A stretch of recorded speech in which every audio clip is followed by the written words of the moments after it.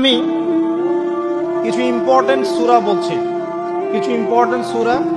Important আয়াত, এগুলো সবাই মুখস্থ করবেন, পারবেন? 1 নম্বর সূরা ফাতিহা, 2 নম্বর সূরা বাকারার প্রথম 5টা আয়াত, এরপর সূরা বাকারার 255 নম্বর আয়াত, আয়াতুল কুরসি, এরপর সূরা বাকারার শেষের 3টা আয়াত, এরপর সূরা আলে ইমরান শেষের 10 আয়াত, এরপর সূরা কাহফ প্রথম 10 শেষ 10, এরপর সূরা জিন প্রথম 10, এরপর সূরা মুমিনুন শেষের আয়াতগুলো, শেষের 10টা আয়াতের মতো, সূরা ফুরকান শেষের কিছু আয়াত, সূরা ফালাক, সূরা নাস, সূরা ইখলাস, সূরা কাফিরুন, এগুলো পড়া যাবে না?